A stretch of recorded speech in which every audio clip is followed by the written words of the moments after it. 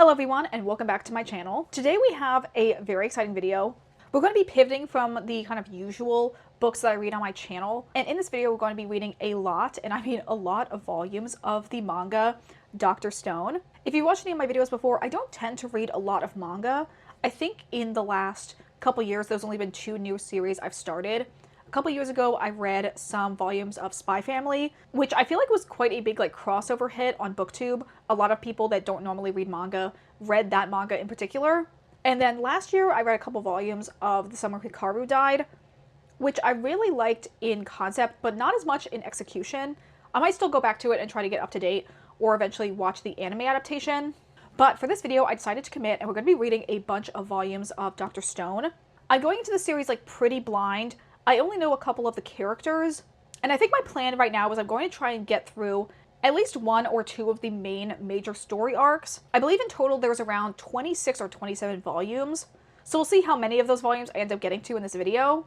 Starting off with any of my series reading vlogs, I'm going to go through a little bit about what I know about the series and my general attachment to it beforehand, as well as a brief synopsis of what the series is about. Like all my other series reading vlogs, this video will have spoilers, so I will try and link in the description different timestamps for all of the volumes I end up reading, so you can kind of skip around if you want to avoid spoilers for the later volumes, as well as my general thoughts at the end once I'm done reading. So with that intro out of the way, let's get right on into the video. Starting off, Dr. Stone is a shonen manga, which basically means it's a manga that's targeted at teenage boys. The general premise, from what I understand, is that it is set in the distant future where something happened on modern-day Earth that turned everyone into stone statues, and then distantly in the future, our main character, Senku, breaks free of his stone prison, and he, as well as some other characters, are forced to basically restart civilization. I know one defining character of Senku is that he's particularly very smart and very science-focused, and according to some of my friends, this is very much not a traditional shonen, in that it's not really a battle shonen, where every single volume there was a new villain of the day for them to fight.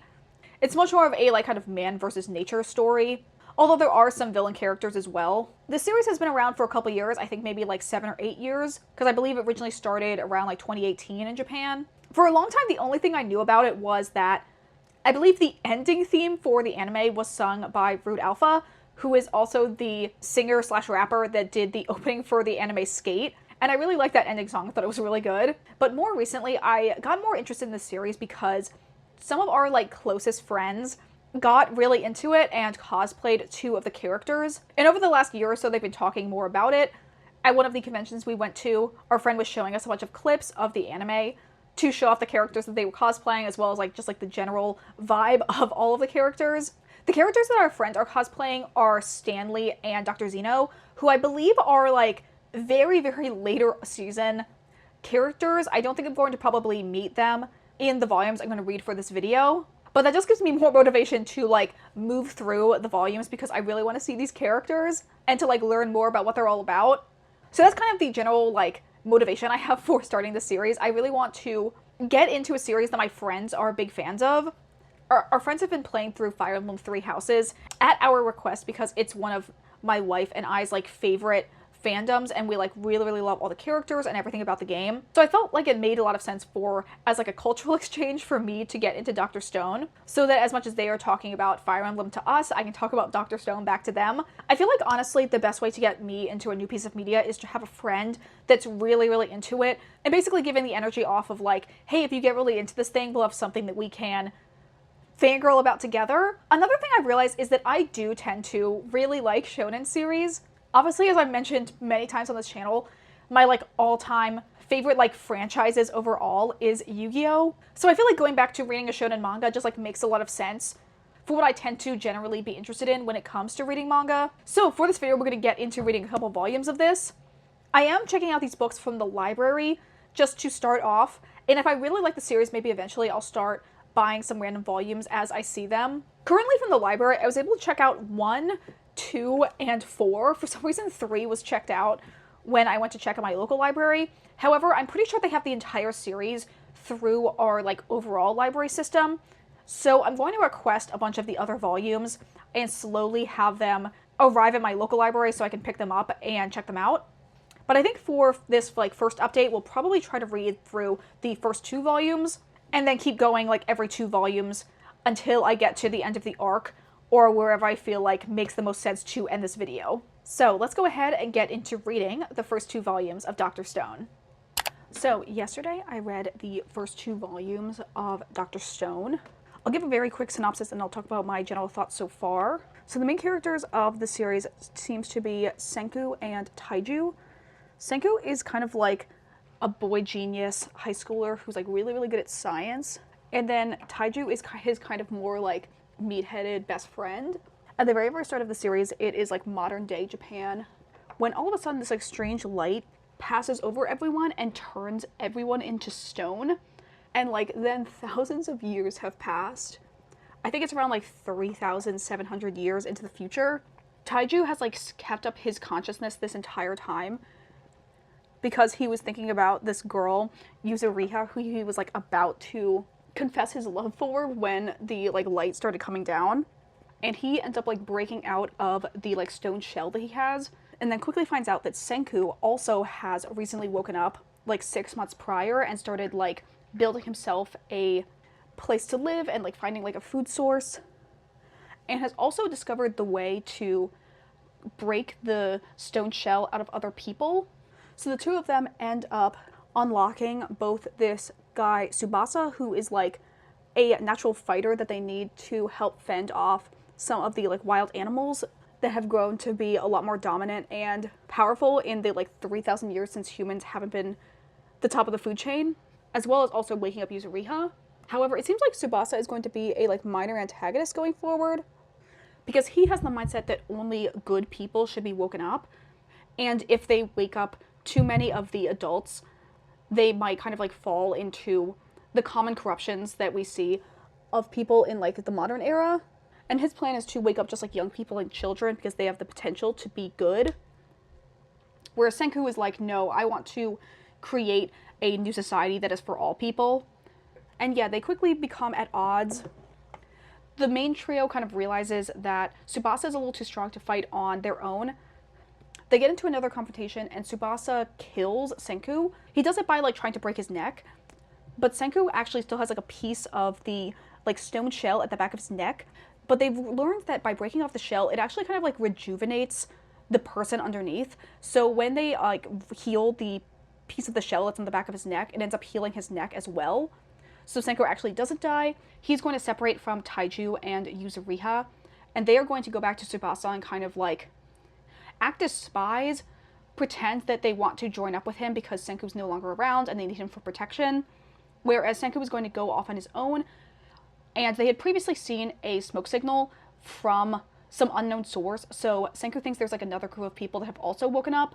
He's planning on going to them and kind of like working alongside them to, I guess, gain more allies, set up a society alongside them to then eventually have more manpower to fight Tsubasa. So that's a very quick summary of everything that happened in the first 2 volumes. So I figured now I'll give you some of my thoughts on the series. I think it's pretty fun. Personally, actually, I'm not the biggest fan of post-apocalyptic stories.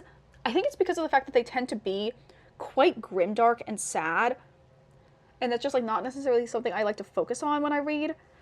But I feel like this one has a lot of a lighter, more hopeful tone, basically from Senku's like kind of like unwavering confidence in his own abilities and his like trust in science as like a great equalizer, and the fact that he knows that like humans went through basically all of the stages of evolution, like from the Stone Age to like modern day technology, and the fact that he like knows all of this, he's like, you know what, I think we have all of the tools that we need right now to rebuild society, and luckily because I just like am so smart and have all this knowledge in the back of my head already, I think we're gonna be okay. Actually, I do have some questions about the world building, specifically like how quickly do things break down? Because in the back of my mind, I'm like, there's definitely not like a lot of layers of sediment that have like built up based on a scene when they go to Kamakura and see like the Great Buddha there. It's not like it's super buried from the like centuries and centuries that humans have been gone from the earth. So it's like, how quickly does like a metal car break down? I feel like we would still see some of the remnants of technology and like the old buildings 3,000 years into the future? Because like obviously we have artifacts from ancient civilizations 3,000, 4,000 years in the past, and that stuff hasn't completely broken down. So I'm not really sure about the like factual authenticity of if this is what the world would look like 3,700 years in the future. I feel like the setting overall is just more so giving, what if we had to rebuild our society from the Stone Age, but we had all of the modern knowledge that we have now in terms of like science and like what all the steps of human evolution that we went through to go from the Stone Age to modern day, and what are the things like that are already like naturally occurring in the world around us that we could use to rebuild civilization. I think that aspect is really interesting. And yeah, I'm really excited to read more. Honestly, I'm a little sad I haven't been able to progress and read the third volume. I kept checking my library app to see if the third one, as well as the other ones that I had reserved, were available for pickup at my library yet, but they still said in transit, and it's Sunday now, so the library is closed. I'm hoping that tomorrow or Tuesday I'll get a notification that the book's are ready for pickup, so that way I continue reading more of the series. And yeah, I'm enjoying the series so far. I'm excited to learn more about all of the characters. I feel like right now I'm more so focused on the like overarching scope of the story and haven't like developed too much preference for any of the characters we've been introduced to. But I'm sure as time goes on, that will definitely change and I'll have a couple standout favorites. So that's my reading update so far. I probably will come back to you guys in the next couple days once I've secured the next couple volumes of the manga. Guys, I got my fat stack of all of the volumes of Dr. Stone I requested from the library. And over the last couple days, I did read volumes 3 and 4. Now that I've read these, I can give a little bit better summary of where the plot has been going so far, as well as my thoughts on the series. Leaving off at the end of volume 2, we kind of established who the main villain, at least for this first arc, is going to be, who is Tsukasa. I feel like I might have said his name wrong and called him Tsubasa. I'm just really bad at reading names sometimes and remembering them. Anyway, at the end of the second volume, Senku ended up faking his own death when Tsukasa tried to kill him, and Senku has decided to separate from Taiju and Yuzuriha, where the two of them are going to act as spies in Tsukasa's growing army, and Senku instead is going to try and find the source of a smoke signal that he thinks is a group of other humans that recently woke up. However, what we've learned instead is that it seems like there is at least one village worth of humans that are actually descended from a earlier group of humans that broke out of stone. We're not really sure how early on that first group reawoken. It could have been like 100 years in the past, it could have been 1,000 or more. At the very least, they have like lost a lot of knowledge about modern technology or really anything that happened in the world 3,700 years ago, and instead they see science as a form of magic or sorcery. Anyway, Senku is brought to this village and he meets up with this kid named Chrome, who is a sorcerer. Basically, he's someone who is interested in learning about science, and his form of like kind of doing experiments is he's like noticed all of the different properties of different rocks. But Senku immediately is like, great, I already have like this big storehouse of stuff I can work with as I try to move along in helping these people get more technologically advanced. At the same time, the village does not want Senku around because they are like forbidden from bringing in any outsiders. They mention this is because they actually kicked a group of people who I guess were causing trouble out of the village, which I'm not sure if that's going to become relevant later or not. But basically the plot of the last 2 volumes is the first girl that Senku met who had caused the smoke signal is this girl Kohaku, and she has an older sister who is terminally ill with some type of unknown illness. He thinks he can create some type of general antibiotic to help save Kohaku's sister, and he's basically doing this so that the village as a whole will accept him and he can gain more allies in the eventual fight with Tsukasa. So far, I found the structure of the story really interesting. I feel like it's really interesting to see how, like, the end goal is getting stretched out further and further, with just, like, how much stuff they have to invent for the sake of making this medicine at the end. It started out with Senku basically reinventing iron and allowing the members of the village to have iron tools. And then he was like, okay, now we need to make a kiln. Now we need to make all of these different chemicals. Now we need to reinvent glass, so I'll have like a wider variety of glassware to distill all of the chemicals. They had to go on a mission to collect sulfuric acid, which in a gas form is like deadly to humans. So they had to reinvent gas masks using like burnt up charcoal as a like air purifier. I do have a couple panels that I really liked while I was reading that I thought I would show you guys. I really like this one, which is when Senku is telling Chrome about the world from 3,700 years ago and kind of like everything that humanity lost. I feel like it really shows well the like scope of everything that the descendants now have to recreate, and also all of the progress that humanity had made that now is lost. I also really like this set of panels in volume 4. There's this little girl character, Suika, who has what they call a fuzzy eye disease. Basically, she has like really, really bad nearsightedness, so because they haven't invented glasses, she hasn't been able to like see clearly her whole life. And as part of Senku making all the glassware for his chemistry experiments, he also makes glasses that will fit in this like watermelon she wears over her head. So this is like her finally being able to see clearly. You see the like blurry version and then the like clear version, and I think it's just really, really cute. So far, I have been really, really enjoying the volumes as I've been reading them. I believe, according to when I last looked up the different arcs online, either by the end of volume 6 or like the middle of volume 6, we are going to be ending part 1 of the story. Although I do feel like the first major arc and like confrontation with Tsukasa as the main villain doesn't end until volume 10. I think I'll probably gauge how I'm feeling when I get through the end of volume 6 on if I'm going to read more of the series right now for this vlog or if I'll save it for a future one. In terms of characters, I definitely like Senku the most. I think he's a really fun main character just because he is a little bit more like underhanded and not like as pure of heart as you would expect for a shonen protagonist. I feel like you can see that he's willing to scheme to get his way and like further along his end goal, which can lead to him being a little bit more underhanded. But he does definitely still have the like optimistic, cheery, everyone is a potential ally type of mindset that I feel like is pretty typical for a shonen protagonist. Overall, I'm really enjoying his character and like all of the other new characters in the village that we've met that have kind of built up friendships with him. I'm also very interested to seeing like how much of these characters we're going to get going forward, if this setting of the village is going to be like the main location for the rest of the series. I knew at one point they go on a boat, but I don't really know like further on like what the reason for that is. And obviously if they're going to be doing more like traveling around, is everyone going to come with them, or is it just going to be a set group of these characters we've met early on that are going to continue to be like the main squad for the rest of the volumes? Anyway, those are my thoughts on this series so far. I am going to probably read the other 2 volumes in the next couple days, and I'll let you know what my thoughts on those are, as well as if I end up picking up any more through some requests from my library.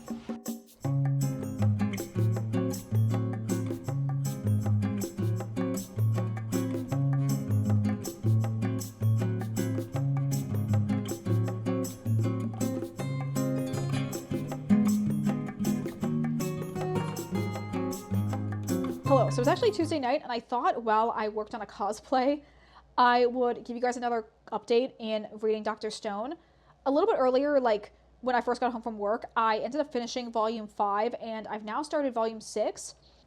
I'm going to be moving in and out. Basically, I have all my pattern pieces laid out on the table in front of you, and I have to go ahead and mark them out because I'm going to alter the pattern quite a bit for the costume I'm working on. So if you see me moving in and out of frame, that's what I'm doing. Okay, so the current update in reading Dr. Stone, I was talking to my wife a little bit about it, and I was like, bro, why am I about to cry while reading the end of this volume? Basically, the big like kind of reveal that we have is that the village that Senku has been trying to like gain access to over the course of the last like 3 volumes, it ends up being revealed that it was actually founded by his father 3,700 years ago. We then jump to kind of a like flashback in present day where it's revealed that Senku's dad was a soon-to-be astronaut that was headed to the International Space Station. And basically like 3 days after he got there, that is when the like big event that caused everyone on Earth to get petrified and turn to stone happened. You'll notice I said everyone on Earth because the astronauts that were part of the mission on the International Space Station, they were completely unaffected by whatever event happened on Earth that caused everyone to be petrified. They still have all their tech from the space station, so they can still use the shuttles to get back down onto Earth. Anyway, I think they do slightly miscalculate where they're going to land, and they end up on a somewhat inaccessible island that's part of Japan, but not part of the mainland, so they're kind of without a lot of infrastructure. What ends up happening is the members of the space station eventually, like, just to like continue on humanity, sort of like couple up and have children to be like the next generation. And as time flows on, like thousands of years have passed, and all knowledge of exactly like where these people came from is somewhat lost, except for Senku's dad ends up writing a set of 100 tales to kind of be a way to pass down the knowledge of us modern day humans for their eventual descendants. And one of those 100 tales is basically a message directed just for Senku, because his dad basically has complete faith that Senku will one day save the earth, because he thinks he's just like so smart and capable. And it's really, really cute, but also obviously like very sad that Senku like basically has no chance that he's ever going to see his father again, because he died 3,000 years ago. He's not one of the other petrified statue humans that Senku could eventually revive. So it's very like bittersweet that obviously Senku's dad has like passed on, and he's not someone that Senku could eventually save, but his dad did like everything in his power to leave behind as much as he could, so that when Senku eventually awakened, he would have the best chance possible for him to eventually be someone to save humanity. And I just thought everything with that was really, really cute. Basically, at the part I'm at right now, we are officially ending part 1, and we're going to move into the second arc of the story, which I think is the like direct kind of like confrontation arc with Tsukasa and everyone else he has revived. So I'm really excited to go ahead and read more. I did request volumes 7 and 8 from the library, so as soon as I finish with volume 6, I'll be able to move into those. I think probably my hold for them will come up tomorrow, so I'll probably try and go to the library sometime after work to pick those up. But I think at least for the next hour or so, I'm going to work on my costume. I'm trying to push myself and get this done for ZenkaiCon, but if not, it's not that big of a deal. I'll probably just wear it next year sometime. I'm making like the uniform jacket for Asuka from Yu-Gi-Oh! GX. I've actually have cosplayed Asuka twice before, but the last time I wore her uniform, I was just borrowing one of my friend's costumes. And I decided I wanted to try and make it for myself because I didn't like any of the pre-made versions of this like available online. I have a pattern I already like did a mock-up for, and then I'm altering this like peplum blouse to be the top. I used this before for a different cosplay, and I know like how well it fits. So in doing the mock-up, I just have to like adjust the pattern itself right now. I think I might put on actually some episodes of GX to play in the background while I work on this, because I definitely remember doing the same kind of setup when I was working on a different cosplay, and I thought it was really fun. So yeah, that's my plan for the evening. I'll probably come back to you guys sometime later this week with my next reading update.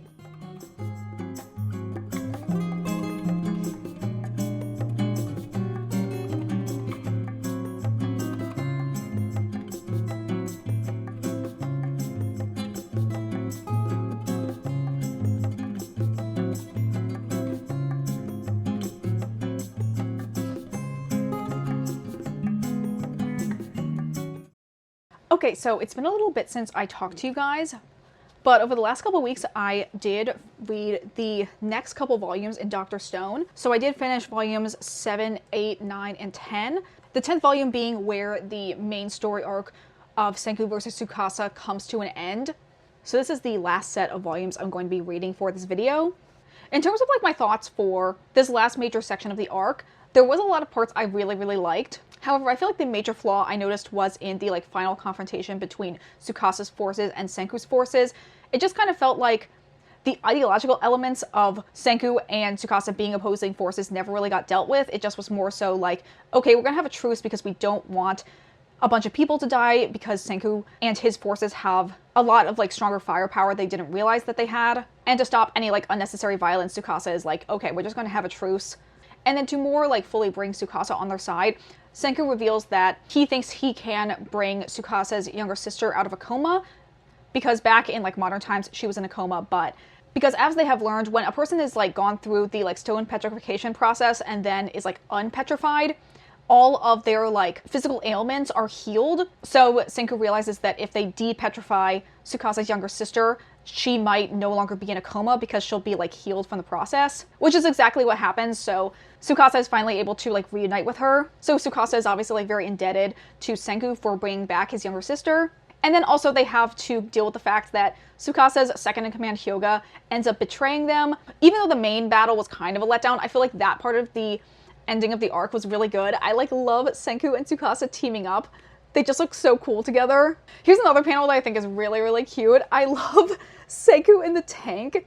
He just looks so like manic, truly like mad scientist over here. I feel like overall in reading this, I liked pretty much everything I read. I really like all of the parts where it's almost like the two worlds colliding, with like the old modern world and the new stone world, and the differences between the characters that know about the modern world versus those who only have had the stone world. I also liked whenever there was a new introduction of Tsukasa's followers who were from the old modern world and how they have like adapted to the new stone world. I also forgot to mention, I love the design choice for all of the revived characters, having these like black scars on their bodies to represent the cracks in the stone that they had. I think overall Senku is a really fun main character.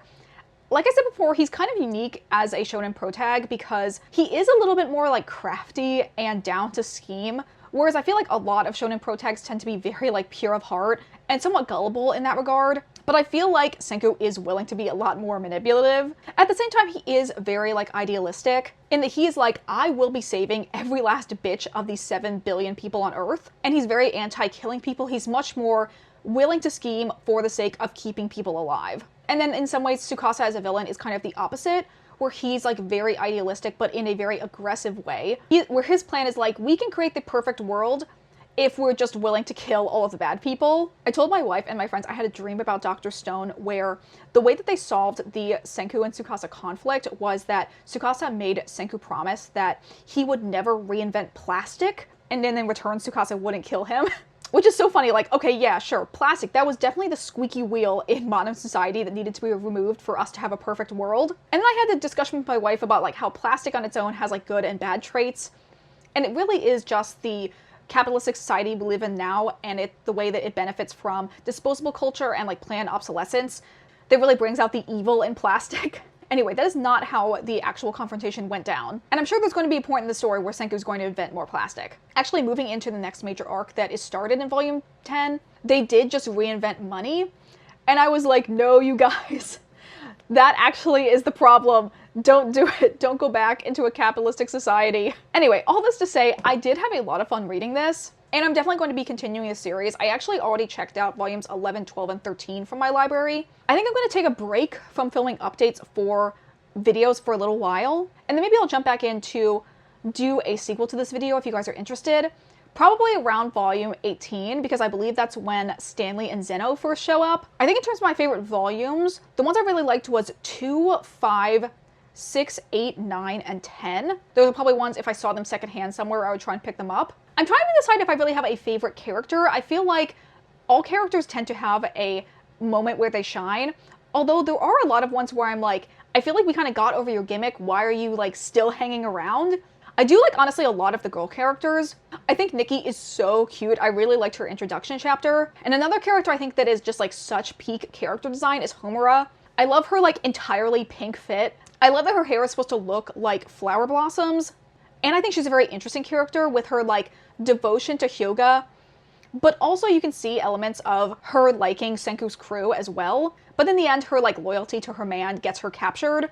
Anyway, that is going to be it for this video. If you guys enjoyed this video, consider liking, commenting, or subscribing if you aren't already. Consider following me on the Story Graph as well as on my Bookstagram if you'd like to see my reading updates in real time. And thank you guys so much for coming along with me on my journey as I started reading this new manga series. I had a really good time, and I'd love to hear your thoughts if you've either read any of Dr. Stone or watched the anime. Please let me know in the comments down below. But that is going to be it for me today. I hope you guys all have a wonderful day, and I will see you all in the next video. Bye!